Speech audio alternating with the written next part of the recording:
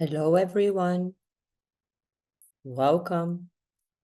Hi, Divya. Hi, Connie. Hi. Great to see you here. Oh, I can't wait for this. I'm so excited. I'm excited too.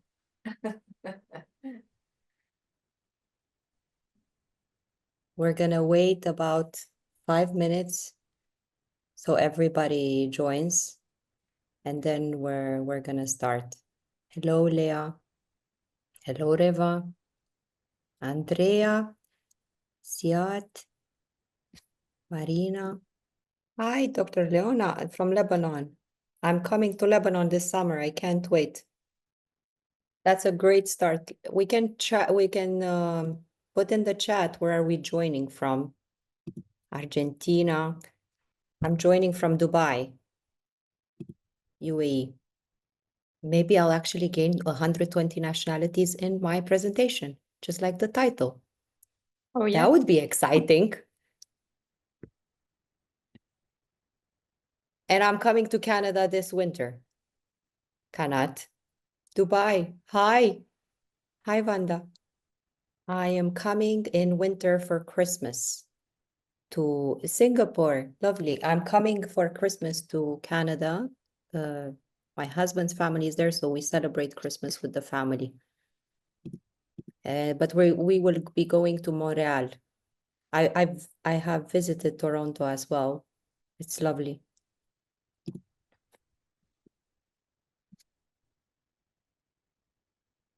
Watch for the layers. Yeah.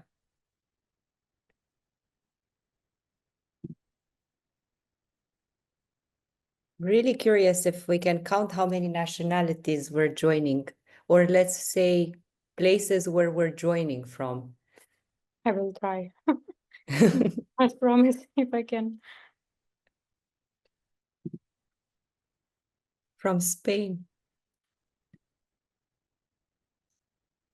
So far, 8. Amsterdam, 9. Ukraine, 10. USA. We have Connie in Arizona, and we have someone from Virginia, south of France.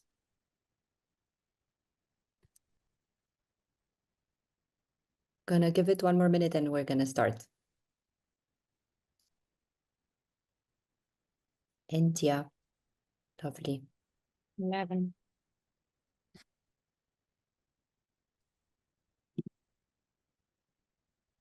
Uganda, 12. I would love to see some faces as well. If you're not too shy, to open your camera so I don't feel like I'm talking on my own here. Hello, Nadia. Hello, everyone. Hello. Nice to Thank meet you you for all. opening your cameras. Sorry, I was in movement at the moment, so now I'm here. Thank you. Great. Okay. Alexandra, would you like to? Let's start. Yeah. All right. So, hi, everyone. Welcome to ICE. At the International Coaching Week, my name is Alexandra Kitsai, and I'm here on behalf of International Coaching Education, ICE. And we are pleased to have you all join us for this event at ICW 2025, where we are exploring Leaders Communicate with Clarity. Lessons learned from working with 120 plus nationalities. And if you haven't been to one of our previous events, I would like to tell you a little about us.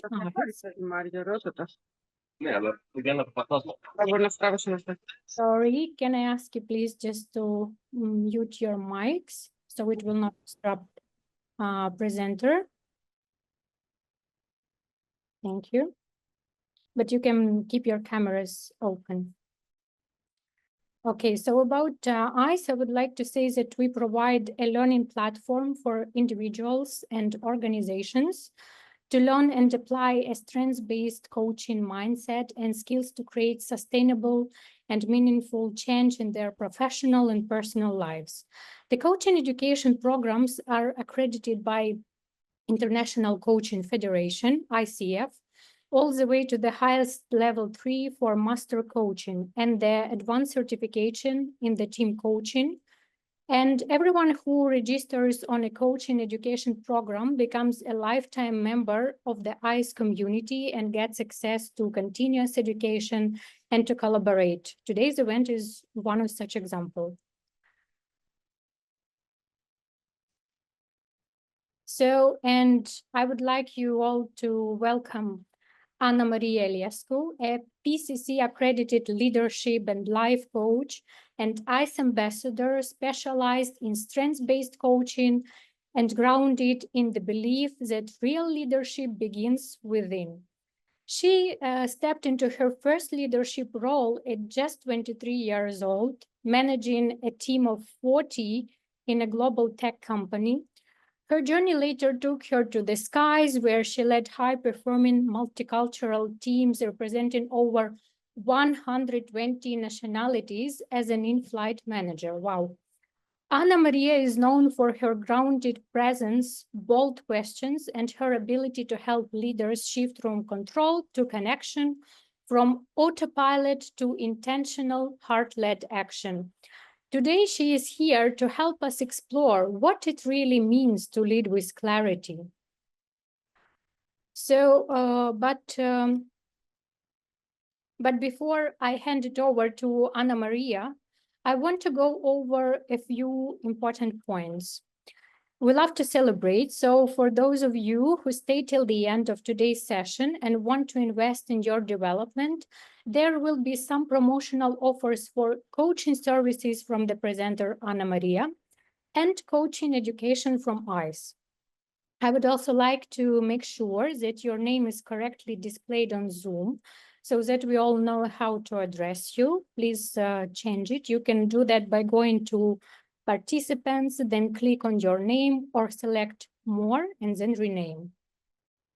Also, I'm putting a form in the chat, and by putting in your contact info and answering 2 questions, you will be able to qualify for the promotions that will be presented towards the end of the event. Just give me a moment. I will put the form into the chat.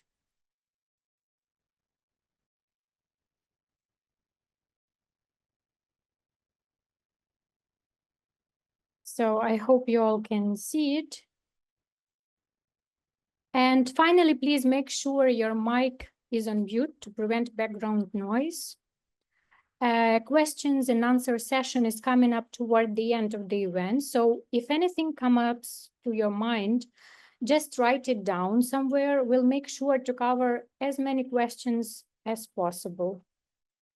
And thank you so much for listening. Now I would love to hand it over to our amazing speaker, Anna Maria. Please open your mic and take it away from here. Thank you, Alexandra. Before I'll start, I'll say thank you for this lovely presentation. And I'm gonna excuse myself if my voice suddenly drops. For the past 2 days, I've been having this sore throat exactly before a presentation. I don't know if it ever happened to each of to any of you, but the good part is that my friend Connie, she recommended this book by Chris Voss, The Art of Negotiation. And this man, he talks about the Night FM voice. So I feel like now I have that Night FM deep voice that can connect with an audience in a calm, peaceful way. So just FYI, my voice is dropping. The second FYI is that you're going to hear some stories and then some concepts after each story. I hope you like stories because I love stories. That's how I connect with people. And we're going to fly over the world because that's what I did for 7 years. So before we talk leadership frameworks, we're just going to zoom out. Because sometimes when you really need to see what's happening, you have to zoom out, you need to rise above, and I'll take you to 40,000 steps. I hope I'm not looking at the presentation, so I hope, Alexandra, you're showing the first chapter. So I was the in-flight manager of a team, 14 crew members. We were flying from Abu Dhabi to Sydney. There were 11 nationalities out of these 14, 11 nationalities. So you can imagine how many personalities and backgrounds. And there was a plane full of passengers. After we went over the flight briefing, I wrapped up by saying to the team, thinking I am inspirational. We've covered the essentials. Now let's bring the energy, take initiative, stay flexible. Let's make this memorable. That was my intention. I thought I'm inspiring them. That I thought it meant be proactive, support one another, stay adaptable. But look what happened. The crew member from South Korea that was diligent and respectful, she focused intently on doing what was covered during the pre-flight briefing. And when things started changing during the service, she hesitated, thinking she might be out of line. The Brazilian team member, she jumped into action quickly. She was offering help, she was rearranging trays, but she wasn't informing anyone where she was putting them. She was very energetic, but she was improvising a lot. And then there was a new joiner from Germany. He was relying on precision. So he kept asking everyone, because he was new. I think it was his second flight operating. So you can imagine how lost he was. He was asking everyone, what do you want me to do? When do you want me to do it? In what order should we do it? Because clarity for this guy meant structure. When we reached cruising altitude, service was already fragmented. Passengers were confused what's happening. And the crew members were quietly frustrated. Nobody was talking about it, but you can feel the energy in the room. And I was left asking myself, what just happened? It wasn't a bad flight, but it could have been so much better. So look what I realized. The problem was not my 14 members team, it was me. Because I thought I was being clear in the briefing. I thought that my message was inspirational, but my message was floating in assumptions. And in a multicultural team, vagueness doesn't just cause confusion, it erodes trust. You see, clarity is one of those things that we only notice when it's missing, like clear air. There's that saying, you don't see the fog until you're lost in it. That's how I felt on that flight. And when you're leading across cultures, vague language isn't neutral, it's risky. If you think about it, every word you say is being filtered by every single person that is right now with me in this call. And you have your own upbringings, you have your own beliefs, you have your own communication style and your own expectations. And on that flight, when I shared in the briefing that inspirational message, I left the message open to interpretation. One person heard, wait until you're told what to do. The other person heard the Brazilian, she thought, do whatever feels right. And the German, he wanted to have the steps outlined. It's the same message that I laid, but 3 different realities. It made me realize something that I will never forget. That's why I bring it today. Clarity isn't about what you say, it's about what's heard. And when you lead people from all over the world, the real leadership work isn't in speaking, it's in aligning. If we don't slow down to check for understanding, we're gonna risk building teams that look united on the surface, because they weren't saying anything, they looked united. But underneath, they're second guessing, they're hesitating, and trust quietly unravels. So when I say clarity is kindness, especially in a multicultural setting, I mean it literally. I'm gonna drink a little bit because when I talk a lot, my throat gets dry. When people know what's expected, they don't just perform better, they feel safer. And safety, that's what allows a team to go from functioning to flourishing. And remember the fog that I mentioned at the beginning? The cost of that fog that we're getting into? You're going to lose time. You're going to miss opportunities, some silent resentment maybe. And the worst of all, we're going to grow the erosion of psychological safety. And if now in this call, you're in a leadership role or you're in a coaching role, I'm going to say this and I hope you feel it in your bones.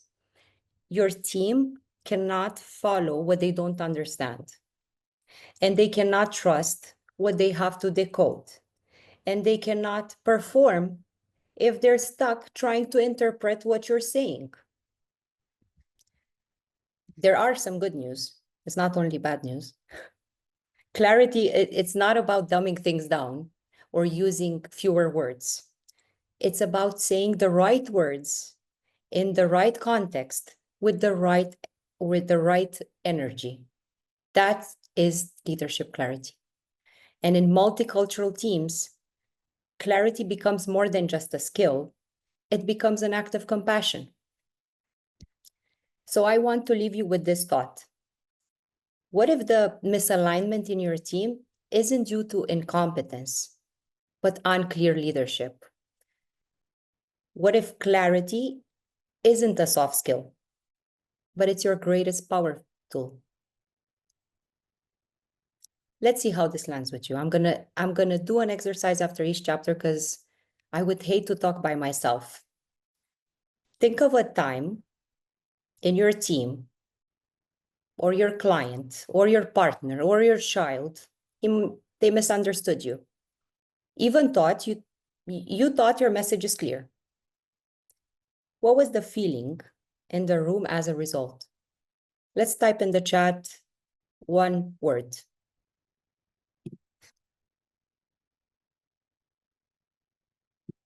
Awkward. Yeah. Confusion. Frustration. Stress.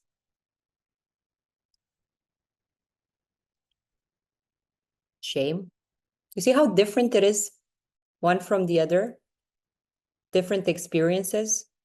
Interesting. Shame.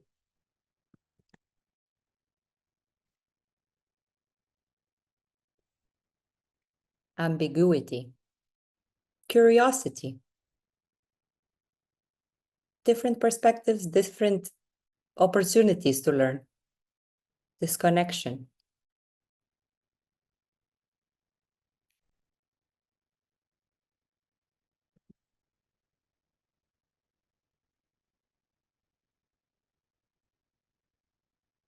Embarrassment. Oh yeah, I felt it many times.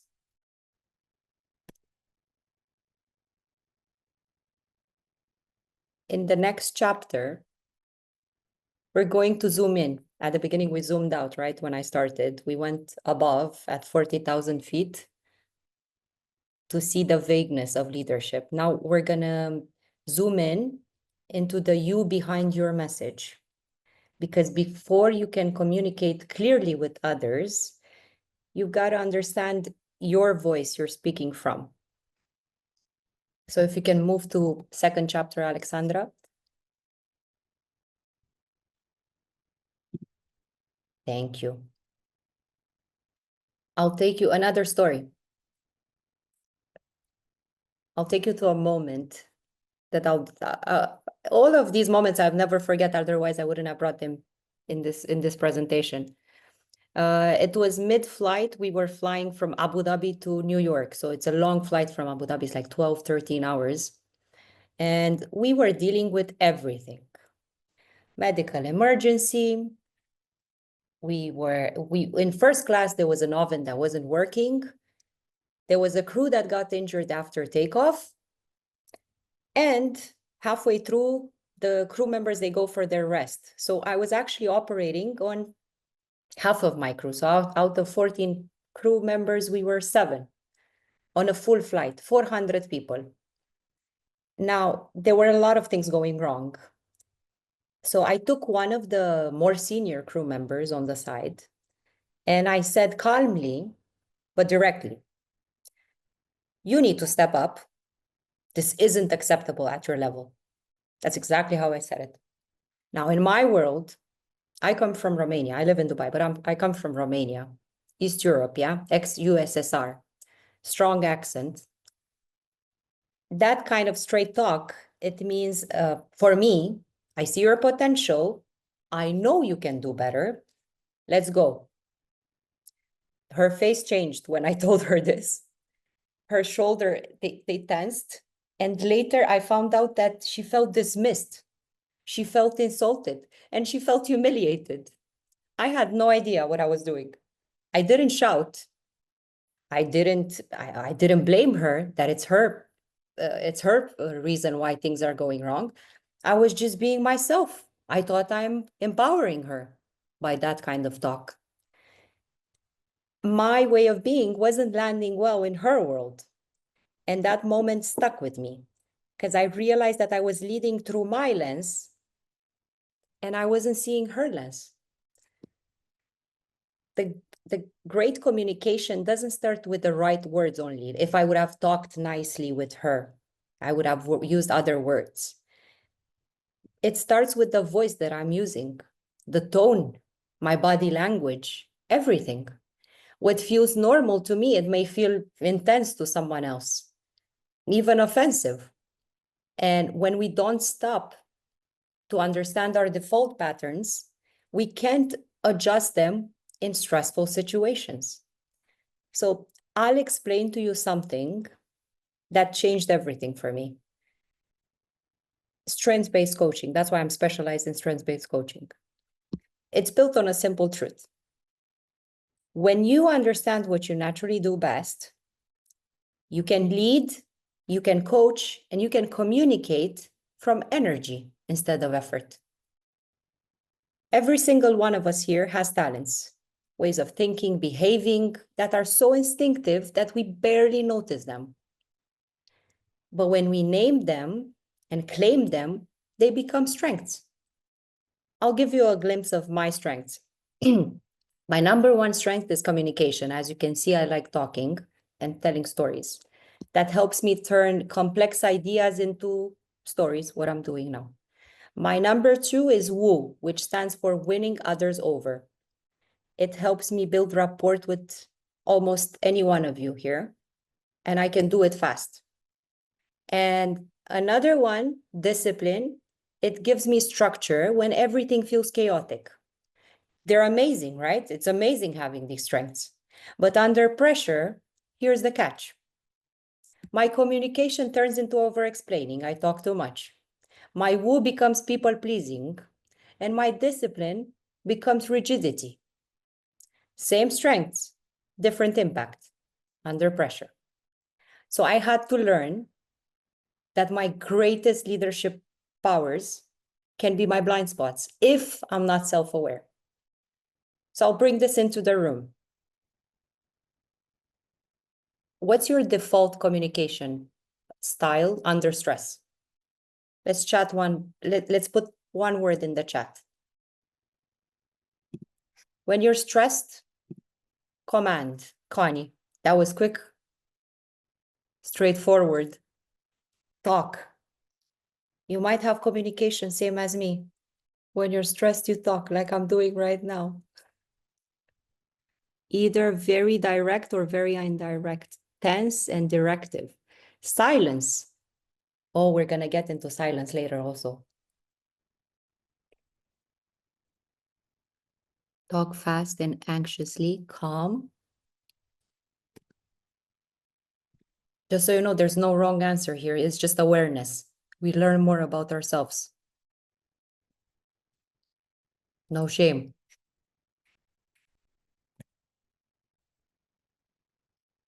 Harsh.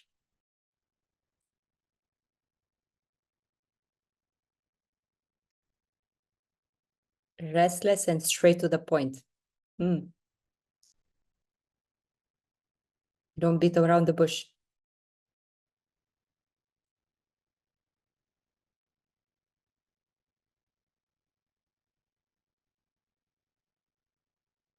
As you can see, your natural strengths they're your leadership superpowers, but every superpower, it needs direction.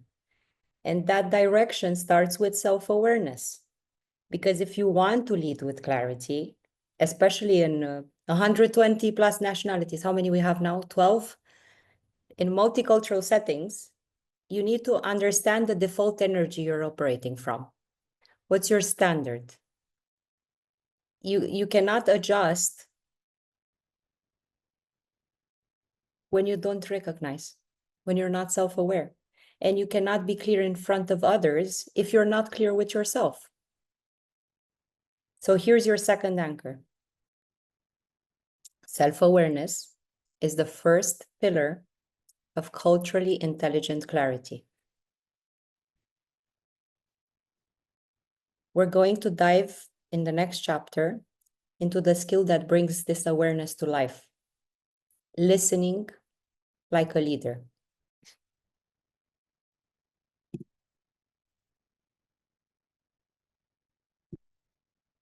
We're gonna do a reaction in the chat.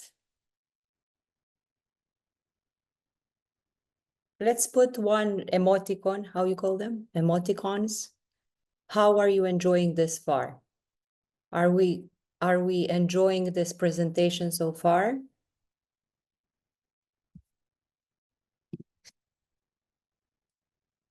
Heart. Oh.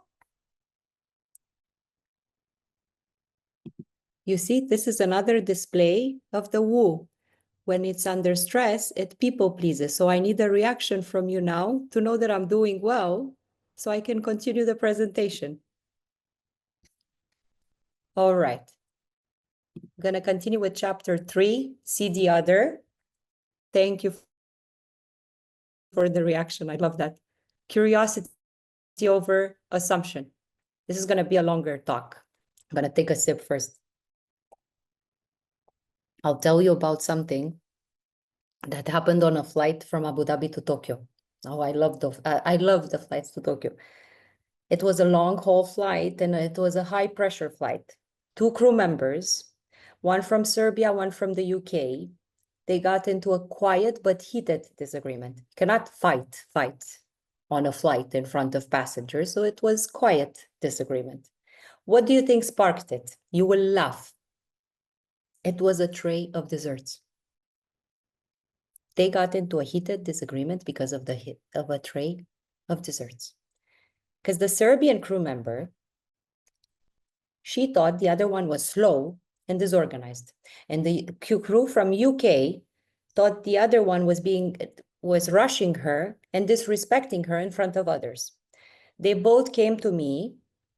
They were frustrated, they were defensive, they were exhausted from the disagreement and trying to keep it together in front of others.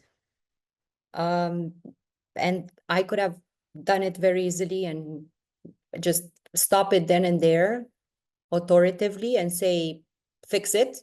I don't care. It's a tray of desserts. Come on. It's a flight. We have things to do. But what did I do? I paused. Didn't say a word. Just let them talk. And then I took them on the side to speak with each of them. I stand corrected. To listen each of them. To see where are they coming from? What are they trying to relay? One of them, this is what I learned. One of them equated respect with tone, with gentleness, and not being corrected publicly. The other one thought respect means directness and efficiency. We're on a flight, we need to take care of things. We need to be efficient. It was the same team, it was the same task, but there were 2 very different definitions of doing this right, taking care of service right. And it wasn't even about the tray. It started with the tray, but it wasn't about the tray. It was about what the tray meant. In their eyes, their upbringing, their beliefs, their cultural language. What resolved it, it wasn't a policy. Oh, I'm going to report you because you're fighting, or you have to fix it now, we have a flight. It wasn't a policy. It was just a conversation that came from curiosity. I was curious about what is happening. Why the tray? Let me hear your stories. What do you have to say? Why the tray? Why her behavior is offensive to you? Why are you feeling disrespected? What I learned from this is that the best leaders, they don't assume. They ask, and they don't correct first. We tend to do that, to correct first. And this, I'm using it with my child as well. I don't correct first. I connect first. After you connect, you can correct. In multicultural teams, clarity doesn't come from speaking louder. It comes from listening the other one's perspective. You need to listen deeper. When you pause long enough to understand how your words are landing, not just how you mean them, you build trust that crosses continents. Because one is from a country, the other one is from a country. You build bridges with that trust. I'm gonna ask you a question because we talked about respect. What does respect look like for you? Let's write in the chat.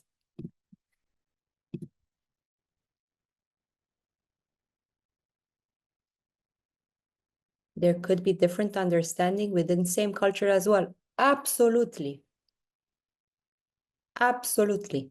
How many times did we have disagreements with our families? We're the same blood.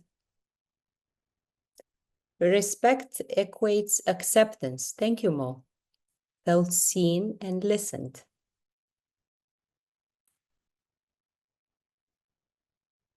Motive is underneath request.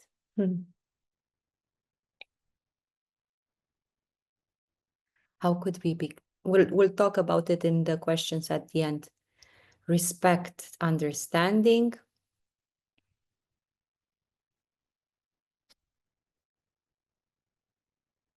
Has the same right, find the common ground. Oh, I love that. What else do we think about respect?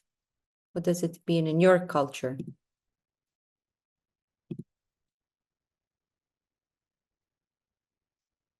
Being seen, understood, and accepted. Seeing as equal. Not conclude just from our side. Oh, that is good. And I can see you have also your strengths. Look, someone knows their strengths. Accepting the other's boundaries. In my culture, listening to elders and taking approvals. Tone is very important in my culture. Not disagree in front of other people. Thinking from others' perspectives. Being listened to, having my boundaries acknowledged. Value others. So you see, guys, respect wears different clothes in different cultures. In some cultures, it's about eye contact. In some cultures, eye contact is disrespectful. In some cultures, it's about hierarchy. For some, it's bluntness, directness. For others, silence is power. They use a lot of silence in their communication style. I'll go over 3 core ideas. Every culturally aware leader needs to grasp, in my opinion, my humble opinion. 1, there are different feedback styles. So many feedback styles. People that you worked with, they give the feedback differently. In Romania, for example, or in Netherlands, feedback is direct and it's a sign of respect. In Japan or in the UAE, feedback is indirect, is being often wrapped in suggestion or silence, different styles. So if you're giving feedback like what I was thinking, this isn't working, you're thinking you're helping, you might just shut someone down with a comment like that, with a feedback like that. Better ask, how do you prefer to receive feedback?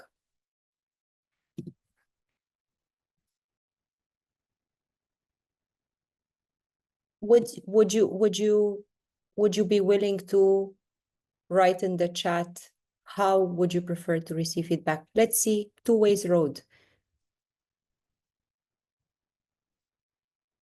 With a gift. With a gift, that's interesting perspective. I would be really interested to know what you mean by with a gift, feedback with a gift. Direct.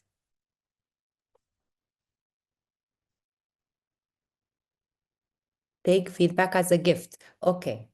In calm space. Yes. Not in front of everyone. With the motive of learning not to make wrong. Direct.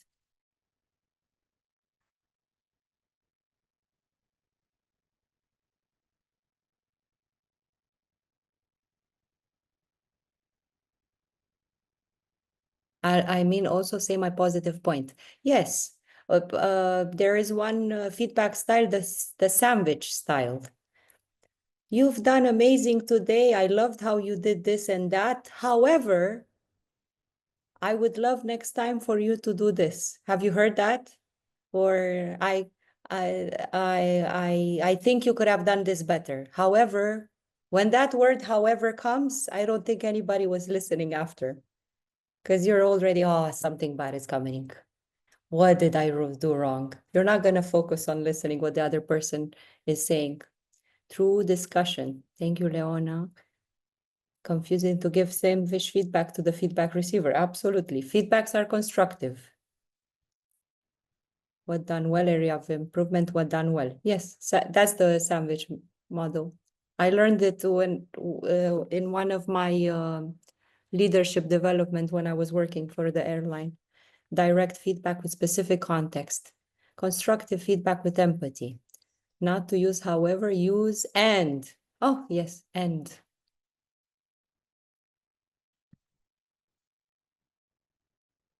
People see through the sandwich style now and they wait for the not done well part and dismiss discount the what went well. That's what I experienced as well. I'm going to go over the second core idea. Maybe we can detail more about the feedback styles in the Q&A. The second core idea, silence and power. In some cultures, silence means disagreement. And in other cultures, it means deep respect. And I'm going to tell you what I read the other day that it was very surprising for me.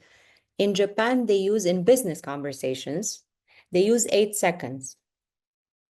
So if they're having a business conversation, they give 8 seconds sometimes to let that space to process the information, to give that acknowledgement and the respect for the other, that they have really listened and grasped what the other person has said to them. 8 seconds. I counted to 8 in my head and I said, oh my God, that is so long. I would have probably filled it with my words. But if I rush to fill the silence, I might miss the real answer. So there's a tip here. Let silence breathe. Watch the body language. Follow up gently. 3, the third core idea. High context versus low context communication. High context cultures like UAE, Japan, India rely on the unsaid, body language, tone, and setting. Low context cultures like US and Germany rely on the explicit. Remember how Connie texted direct? Rely on the explicit, the actual words. If you're low context, you might come off as cold.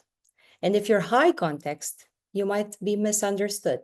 Neither of the context are right or wrong, but knowing where your team member falls helps you translate your intent more clearly, maybe. So, guys, clarity requires compassion, not just precision. And it's not about how clear you are, it's about how clearly others receive you. Remember, we wrote in the chat what respect means to you. Now think of a team member or of a colleague of yours from another culture in your work, from another culture, yeah?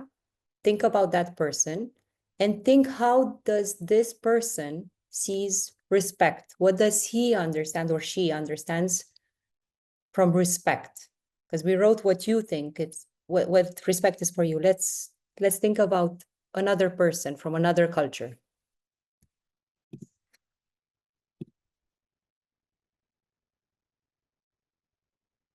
I put one slide, Inga, for per chapter.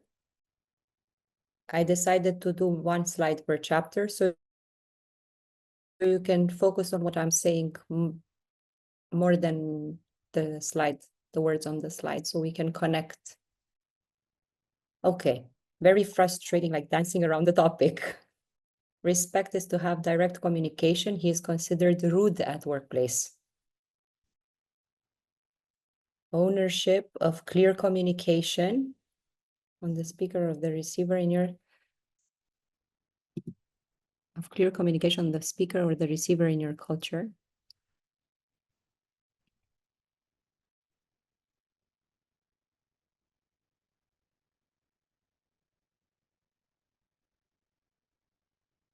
A colleague of yours or a friend of yours, what does respect means to him? He's from a different culture.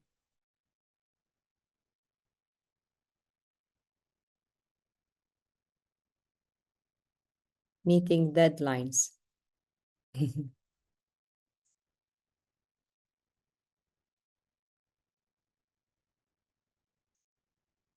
Yeah, for some it's disrespectful. In other cultures, they're always late and they don't think it's a big deal being late. Not deadlines necessarily, just showing up on time. And in other cultures, respect means being 5 minutes, 10 minutes, 15 minutes before we have a meeting.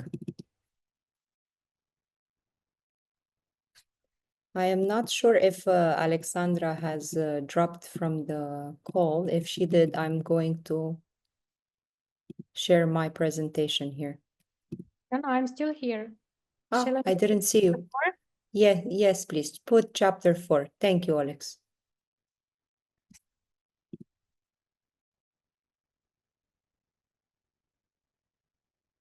Being on time. Show again the first chapter slide for 2 seconds. Just give me a moment. We have time.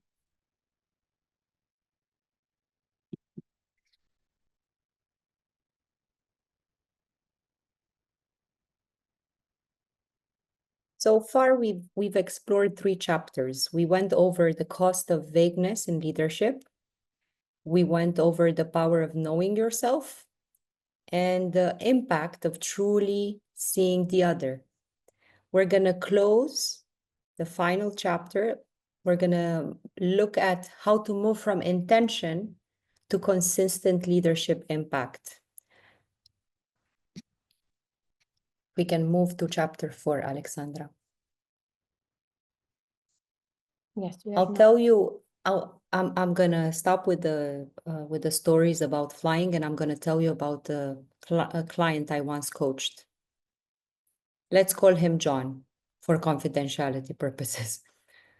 He was brilliant. He was a strategic thinker. He had his MBA from a top school. He managed the team across 3 time zones. But his problem, people kept misunderstanding him. And he would walk out of meetings thinking, oh, that went well.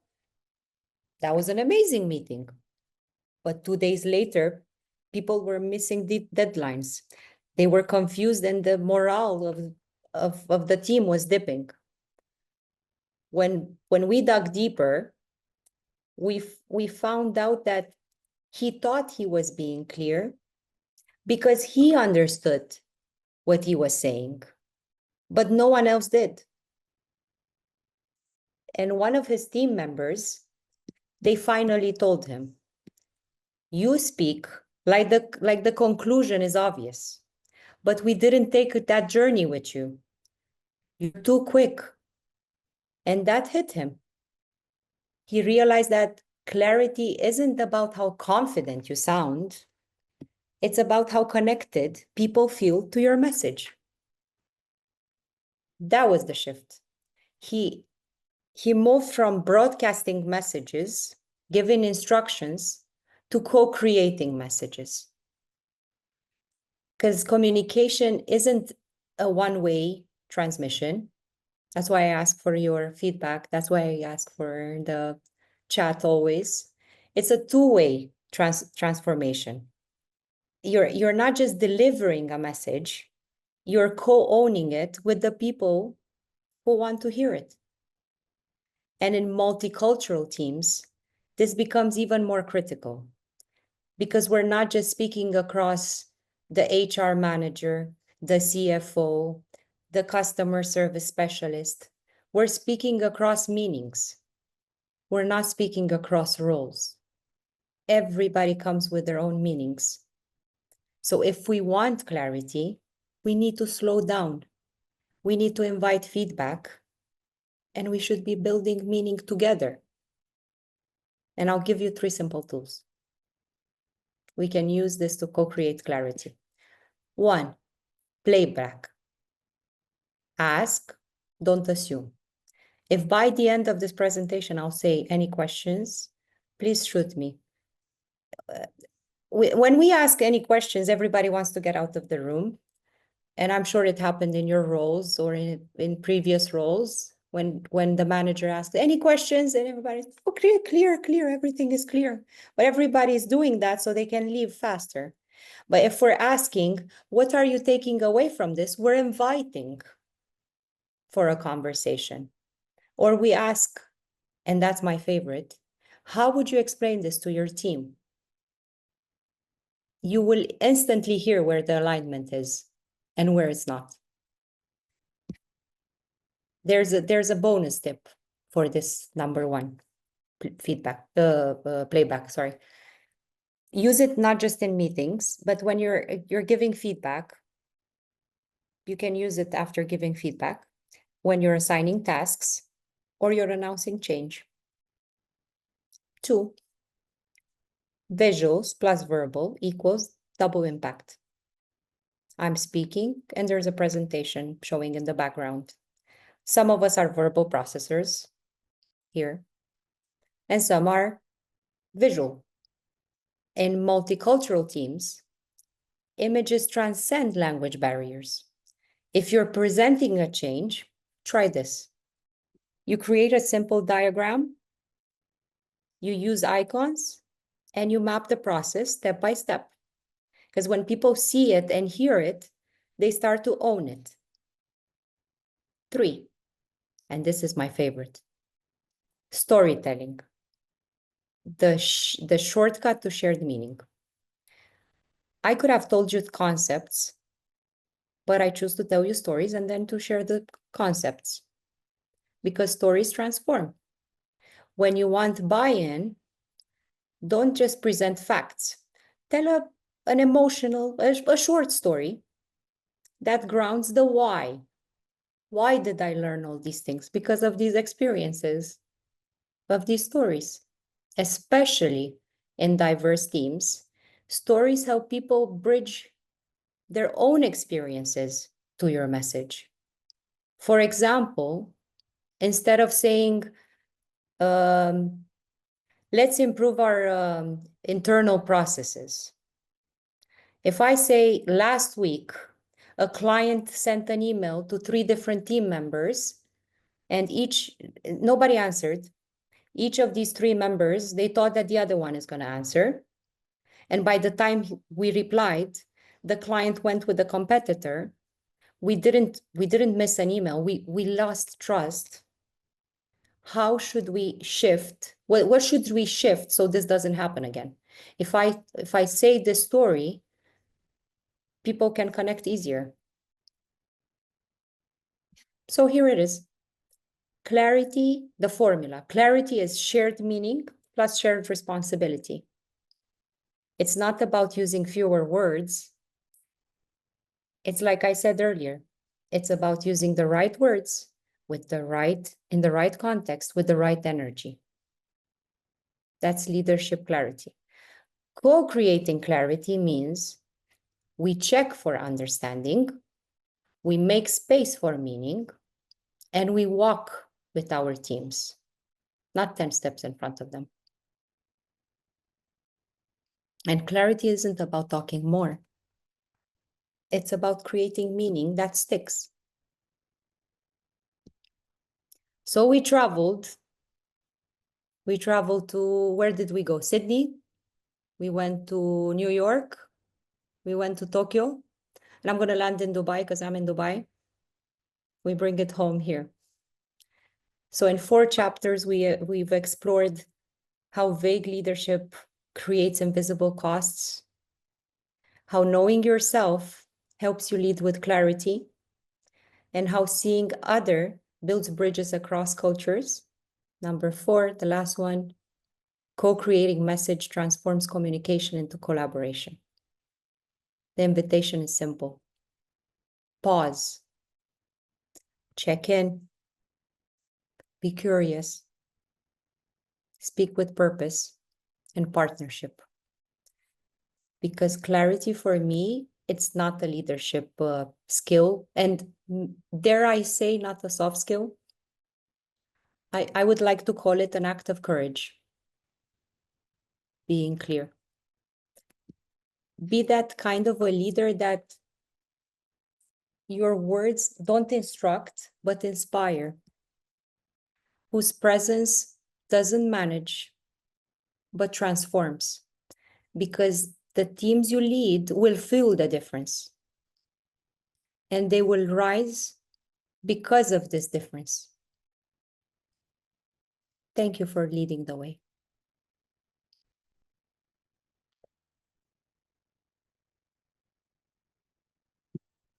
That was it, guys. That was the grand finale. Great, Anna Maria. And we have few questions. Maybe participants can Before, questions. before we go over the questions, No, there were some requests to send the link name of the book you're referring to in yes, chapters. right now, Chris Voss. Would you use some resources about storytelling, like book or website? Website. Chris Voss, Connie, Chris Voss, The Art of Negotiating. Never split the difference. Yes, never split. The Art of Negotiating, never split the difference. Never split Well, the no, difference. it's just never split the difference. Okay, so I don't want to confuse anyone. So it's negotiating as if your life depended on it.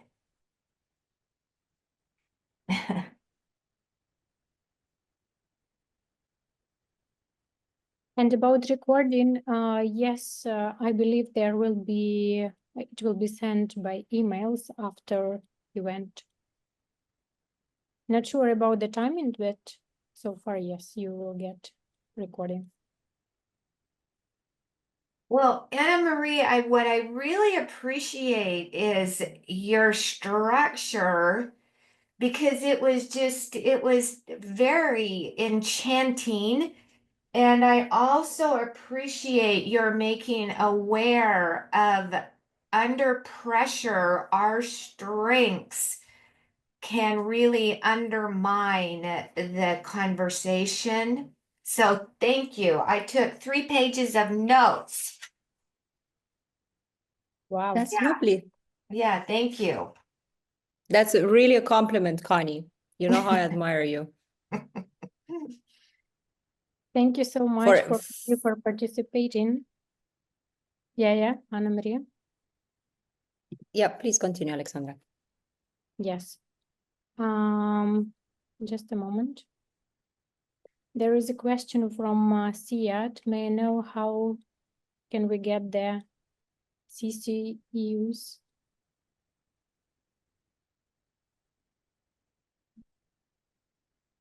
This I'm honestly, I'm gonna be completely honest, I don't know.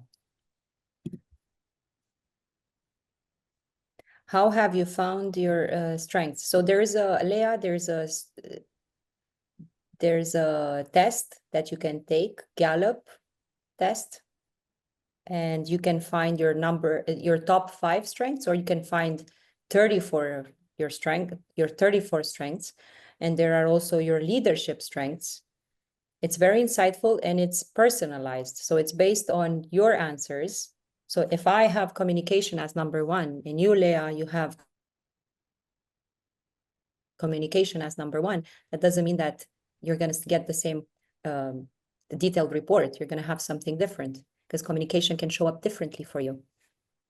Thank you so much. I have read and seen via strength. That's why I was asking, because your strength, That's different. That's a different one. That's why I was curious. Thank you so much. The Gallup assessment, I think, Divya, I think it might be like $30, under $50, I think. Now I'm going to ask, what are your learnings? Late night DJ voice. Let's write in the chat, or we can open the mics and we can connect not only from the chat, but also to speak with each other. What are your learnings? What are you taking away? Can I ask a question? Of course. Thank you. So my question is, what advice would you give somebody who's trying to break into leadership as a woman, who's having a lot of, she has the skills and everything, however, she gets a lot of backlash and a lot of no opportunities given to her? What do you say to that somebody? What can she work on? Backlash? Meaning, minor stuff would be said like, oh, but you don't have experience as a leader. You haven't done performance reviews for a team, which are things that you learn on the job once you're given an opportunity as a leader. Even though you see that the same opportunity is given to males who are given an opportunity, even though they don't have the same leadership skills as the individual. What would you say to somebody who's having all these things against them, but they want to own it and they want to work on themselves? What can they do?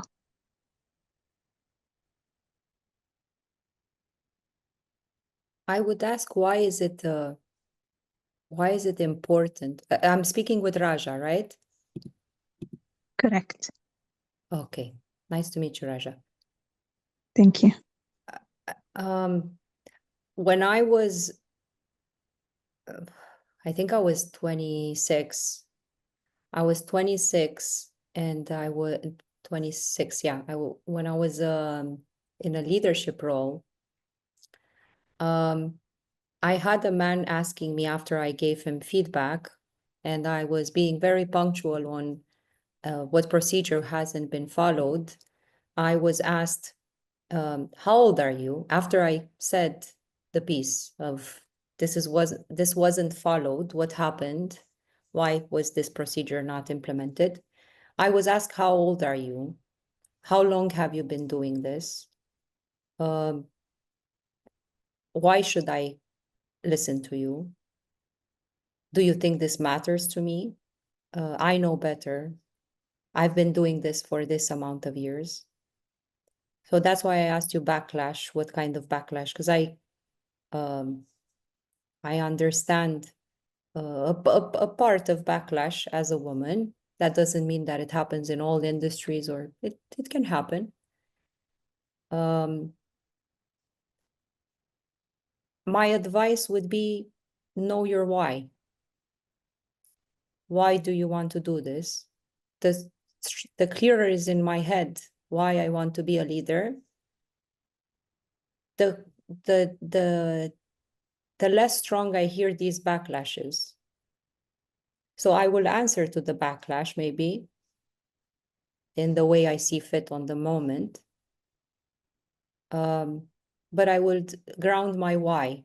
Why am I doing this? Because I want to become a leader in this role. Why do I want to become a leader? I would ask myself 5 times to know exactly the core why I'm doing this. And when I'm convinced with my why, the backlash will be quieter. I don't know if that's the right answer. No, that's helpful because I loved how you shared, because these are things that either are said explicitly the same way it was said to you, or these are things that you can sense it, but nobody's actually saying it because they maybe they're scared from an HR perspective or somebody going and complaining. However, that does not change the fact that these are things and that are there. We're Yeah, not gonna change the others, but we can change our reaction to them. true. Thank you. That's what I would do. Pleasure. So let's share learnings. Let's share learnings. I would love to, I read a few of the things you shared. I enjoy the 4 principles, Inga, especially the one storytelling versus pure facts is the shortcut to impact. Connect first before correct. Yes. And like I said, I'm using that even with my daughter. Before I correct what is being wrong, I will just go eye level, feel connected with the person that I'm speaking with, and then ask what happened. Listen more than I would speak, and then try to correct what's happening.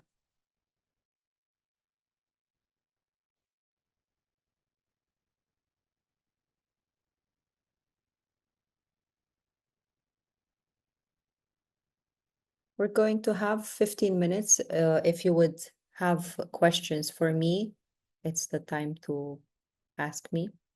You can also write in the chat learnings. Maybe some of you have different insights. It's different one from the other. So we're not learning only from my presentation, but we're learning from each other. Simple, clear, and less, but the most important items we need to be aware. Yeah, sometimes it's in the simple things.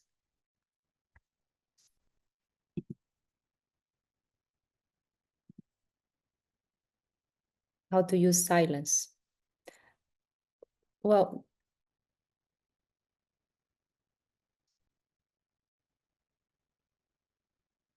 nice to meet you, Andrea. Take care. Natalie, I think you said you're interested in the coaching education, so you will learn about silence a lot in coaching. Not taking for granted that it is clear, check and adjust. The first step to leadership is self-awareness. Yes.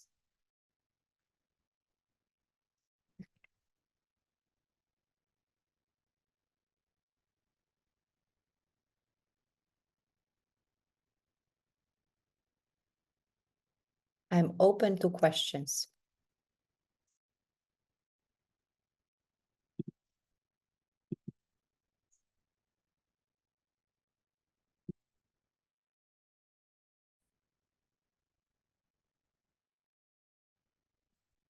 Your journey as lead the crew to become a coach.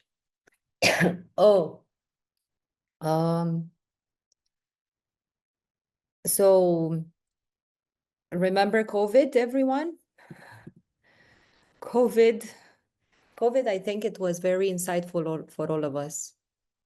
Some got married, some divorced, some had babies, some quit their job and starting entrepreneurial journeys. everybody reinvented during that time. So it happened that I was in this leadership role for 5 years, 6 years. And as much as I was enjoying traveling to places and seeing the world, it was tiring. Operating flights today to New York, tomorrow somewhere else. So I was already starting to think what would be my next step. And at the same time, during the leadership role, we were given every 6 months, we were given leadership development classes. They would call them leadership development classes. And I wasn't feeling aligned with these classes. Many times when they were focusing on feedback, how to give feedback, or how we can lead better, and many of the items that they were bringing forward, the trainings that they were giving, I wasn't aligned 100%, and I was seeing leadership in a different way. And I would always raise my hand and ask, but what if we would do it this way? And that wasn't landing very well all the time. But because I would have a way of saying things, I wasn't getting into trouble. But I would still be conflicted that I'm in a leadership role and I am not agreeing with the company values and mission. I would agree, but not on everything. So it was that internal struggle, and I was wondering if there would be other ways to do it. And I started thinking about my next step. So in 2020, I was pregnant. I became a mother, so I had time for reflection. And I was in maternity leave, and I discovered a class from Yale. I don't remember the name of it. Something about being happy, the science of well-being, the science of well-being. And she brought items from coaching. And I started reading about coaching, and I said, oh my God, this is much better. If everybody can implement coaching skills in their leadership roles, this would be amazing. If they would bring it in my company, this would be amazing. And I said, I had the leadership experience. What if I can make a difference and coach people, coach leaders, or let's put it this way, just coach people on how to, on self-leadership, because it starts with ourselves always. And due to the experience, I got into leadership coaching, but I do both. I do leadership coaching and I do life coaching, and they always intertwine. In my experience, after hundreds of hours, I've never worked with someone that stayed only, that we stayed only on the leadership coaching, only on results, only on performance, only on goals. It intertwined with life, because it's I'm not coaching the role, I'm coaching the person at the end. So that's how I got into coaching. A long story. Inga, Thank you for sharing. it's my pleasure. I still struggle with the fact in business world that facts are hardcore is more valued than soft human assets. I face it in conversation with leaders. How do you normally approach this in the most effective way? That facts are hardcore is more valued than soft human assets. Okay, Inga, would you like to elaborate just so I understand your perspective better? Yeah, hello. Hi. Yeah, I think you know, when I talk to leaders, they try to evaluate everything, not everything, but most of the things from the lens of Excel. of numbers and Mhm. facts, and especially while interviewing new people for important positions, they only see what has been done by them. Mhm. What they are looking only into the facts, into their achievements, Mhm. quantitative in a quantitative manner, but they still, don't look at the potential of the human being, what's really inside, and how it can grow, and what impact it can make. Mm. I understand now where you're coming from. I think I do. I think it depends on the culture of the organization. You know how they all put on the website, each company has on their website, our mission, our values. Sometimes it's just words on the website, and it looks good on the website, and it's not the reality of the culture of the organization. I don't know what the answer is here, but how to approach that, the KPIs and in the performance reviews, and that these are more important than the human skills. I honestly don't know what the right answer is here, because there would need to be a change of the entire organization culture. If the top management is in that place where they create that sort of culture, this will be going to the entire organizational culture, right? This will, everybody will operate in the same way. How to approach it is, when you say how to approach it, what do you mean by how to approach it? How to Well, I see speak with them? yeah. When I speak to them, I see this fixed mindset, and it's so difficult to move. When they only see the the hard part of the world entirely, only what's visible, what's material, what's countable, and they are in top positions in the companies. They are the leaders, and they have fantastic narratives on their websites and in job ads while attracting talents, but there's enormous misalignment between what they think and what they declare, and I struggle how to make this mindset change when people are so fixed on the usual paths, and especially the material part of the world in business, like numbers, sales, and deliverables. Yeah, those are clearly important for a business in order to thrive, because everybody wants to hit the numbers at the end of the year. But like you noticed, the soft skills are very important. I understand the struggle, because that's very similar with what I was experiencing when I was receiving the leadership development, and I would have to do performance reviews for the crew members, and they would focus on what did they do wrong and not what did they do right, and what are the numbers, how much did we sell,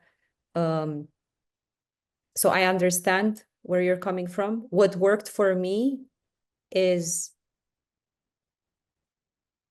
I have my values, and I'm going to show up as my authentic self, and there are people that will understand that, and there are people that will not even have the ears to hear it. So if they are not self-aware of what you're observing, even if you bring it forward, they will not have the ears to listen because they're stuck in their own mindset. Usually the change happens when the HR implements, I don't know, and I've seen this in the corporate world in Dubai. They bring wellness for their employees. They focus more on mental health, burnout, workshops. Let's understand the signs of burnout. I would flag it, maybe, but I would still be me. So that's why I said in the previous story that I would raise it when I would receive the leadership development training. I would raise it that that's not how I would think it would be good to do it. And that wasn't always landing well. It's risky to be authentic when that's what the company wants. And that's their message that they're going with. Yeah, I totally agree. Thank you for encouraging being yourself and authentic and defending, what you think is right. It's just that you want to share this mindset and spread it, not limiting it just to yourself. Mm-hmm. Does your organization have coaching programs for your leaders? No, I'm Top leaders. No, I'm myself coaching leaders. And you're struggling with them. Yeah. Oh, yeah. I don't want to struggle. Did they ask for coaching, or they were giving coaching in their organization and you're the person that is coaching them? Both. Sometimes they are, how to say, given the direction by the board to learn coaching. And then they go and seek coaching and see what's, how on earth it can help them. And on the other hand, they want, they sort of seek themselves, but then they don't want to change. They don't want to open up their mindset for that. They still want to work in the old ways, work and think in the old ways. And because that's easier than to change. Change requires work. Absolutely. It's very uncomfortable. You're in that kind of situation, I understand. Yeah, but I have a desire to make an impact. So that's why I find myself in these uncomfortable situations for myself. Yeah. Thank you for sharing, Inga. And thank you for your personal insights on this. Pleasure. Thank you.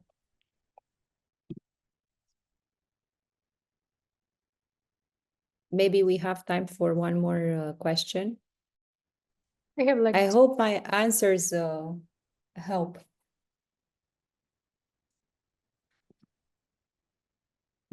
think we can have. Yeah.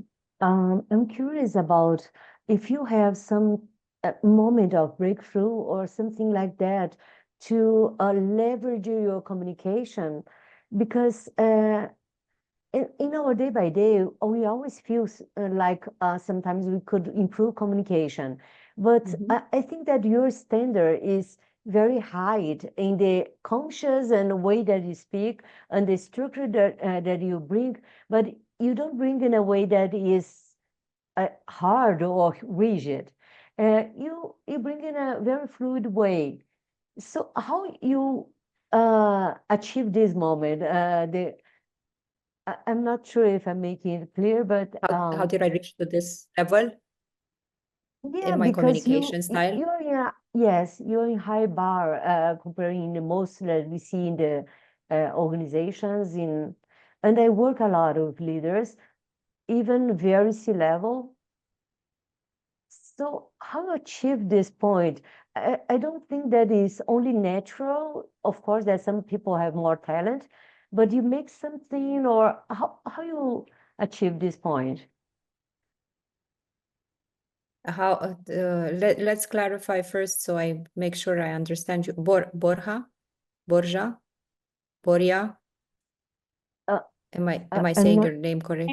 Oh, Wang. It's because I was born in Taiwan and I live in Brazil for a long time. And English is kind Wang, of yeah, third now, language.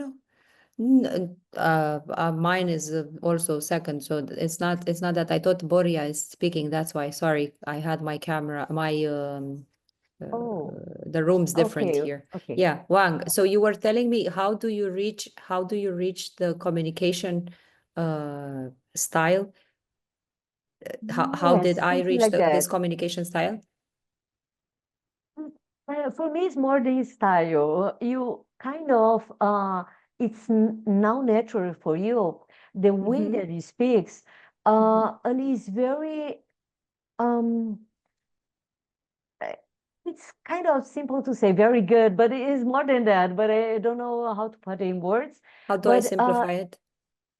yes, it's simplified, but make it very fluid and very conscious. Of the word that they choose to put here, or I can feel the structure because I'm a person that has structure, but you make it a very fluid way.